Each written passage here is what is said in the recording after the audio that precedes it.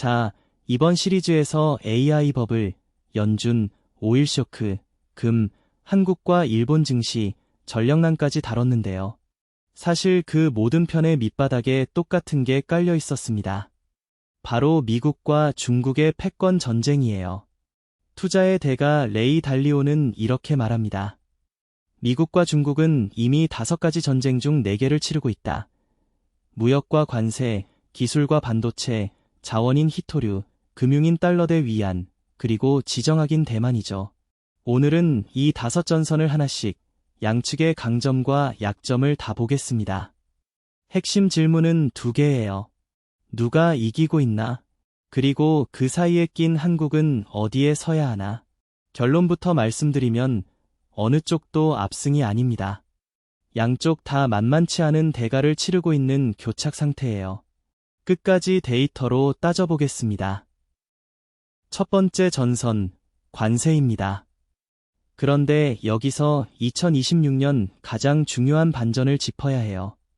많은 분들이 트럼프의 145% 관세를 기억하실 텐데 그게 끝났습니다.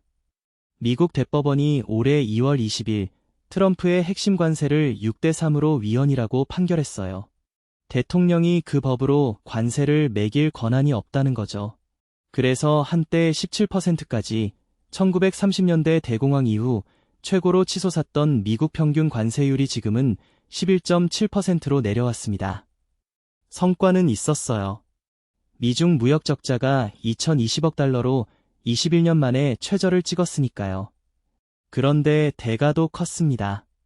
무역이 완전히 끊긴 게 아니라 베트남과 멕시코로 우회했고요. 무엇보다 그 관세는 결국 미국 소비자가 냈습니다. 한 가구당 연간 약 700달러를 더 부담한 셈이에요. 관세는 양날의 검이었던 겁니다. 두 번째 전선, 반도체입니다. 여기가 정말 드라마틱해요. 미국의 무기는 엔비디아 첨단 칩을 중국에 못 팔게 막는 수출 통제였습니다. 미국의 마지막 우위라고들 했죠. 그런데 줄다리기가 재밌습니다. 처음엔 금지했다가 매출의 15%를 미국 정부에 내는 조건으로 풀어줬다가 H200이라는 칩은 25%를 받고 허용했어요. 그런데 여기서 충격적인 반전. 이번엔 중국이 거부했습니다. 엔비디아 칩 말고 국산 쓰라고 자국 기업에 지시한 거예요. 미국이 팔겠다는데 중국이 안 사겠다는 탈미국화가 시작된 거죠. 화웨이 어센드 같은 중국 AI 칩의 자급률이 올해 50%에 이릅니다. 딥시크 V4는 최첨단 모델의 3개월에서 6개월밖에 안 뒤지는데 가격은 8분의 1이고요. 다만 미국에게 진짜 카드가 하나 남아있어요. 바로 HBM, 고대 역폭 메모리입니다. 중국은 이걸 아직 못 만들거든요. 그리고 이 HBM을 만드는 게 바로 우리 한국입니다. 세 번째 전선, 히토류. 여기선 중국이 가장 강력한 카드를 쥐고 있습니다. 히토류는 전기차, 풍력 발전기, 미사일까지 안 들어가는 데가 없는 핵심 광물인데요.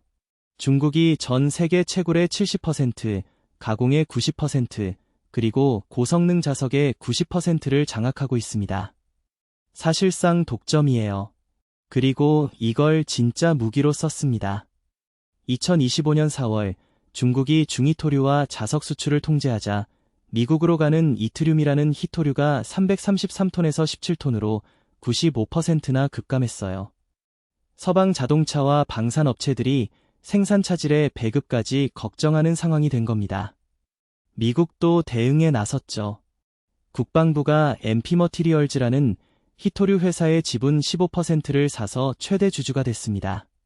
정부가 직접 광물 기업 대주주가 된 사상 첫 사례예요.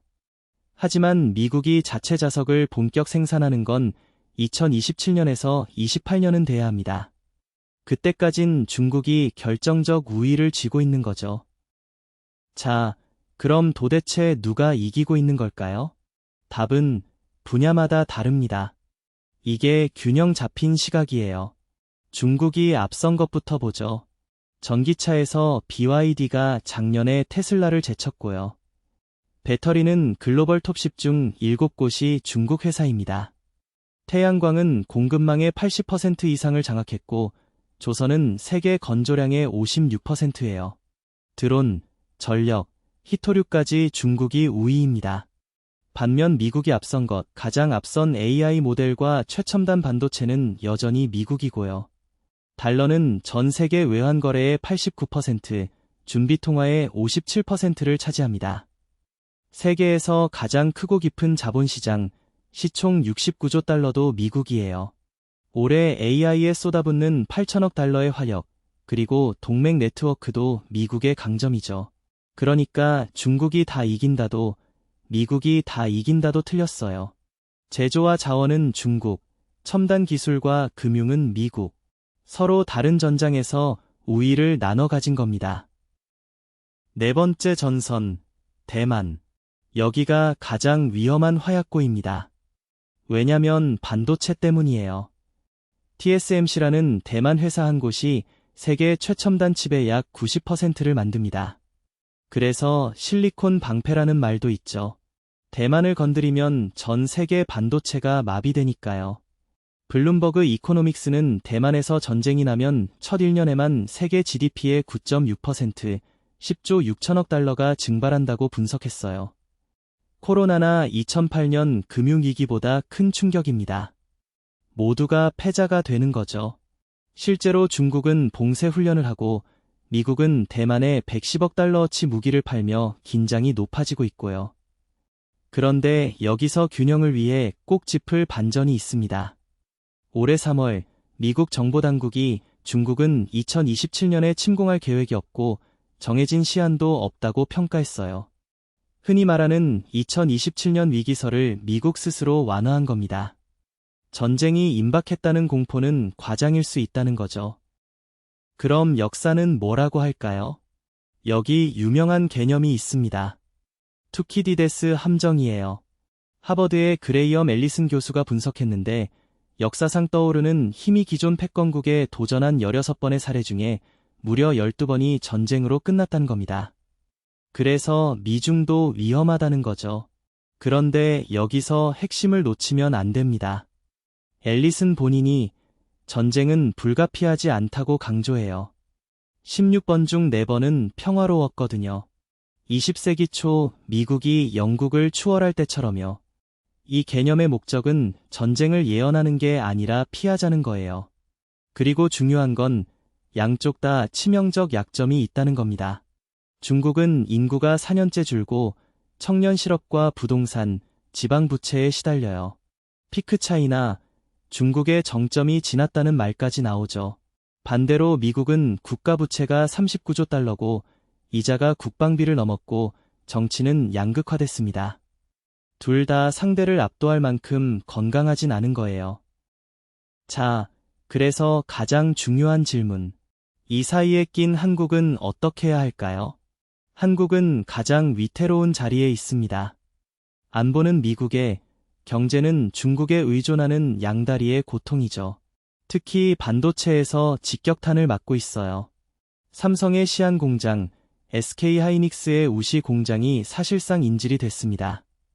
미국이 작년 연말 이 두 회사의 중국 공장에 대한 특별 허가를 박탈했거든요. 그래서 장비를 업그레이드하기 어려워졌고 자칫 가동에 차질이 생길 수 있는 리스크를 안게 됐습니다. 한국의 최대 자산인 반도체가 동시에 최대 약점이 된 거예요. 그래도 기회는 있습니다. 아까 말한 HBM, 이건 100% 한국에서만 만들어서 통제의 무풍지대예요. 미국도 중국도 한국 메모리가 필요합니다. 그 덕에 코스피가 2025년 66% 올라 세계 1위를 했고요. 다만 삼성과 하이닉스가 코스피 시총의 42%를 차지하는 쏠림이 있어서 미중 충돌이 곧 한국 증시의 최대 변수가 됩니다. 그럼 거장들은 이 거대한 게임을 어떻게 볼까요? 달리오는 5대 전쟁 중 4개가 진행 중이고 10년 안에 실제 전쟁이 날 확률을 35%로 보면서 그 발화점을 대만으로 꼽습니다. 그래서 금을 들고 분산하라고 하죠. JP모건이 다이먼은 중국을 다녀온 뒤 중국은 절대 안 굽힌다면서 진짜 위협은 중국이 아니라 미국 내부의 적, 그러니까 미국 자신의 분열이라고 했어요. 드러켄 밀러는 시진핑 체제에 중국엔 투자하지 않는다면서도 대만 TSMC는 늘렸고요.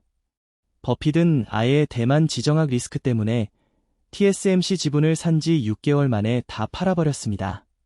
2023년 일이죠.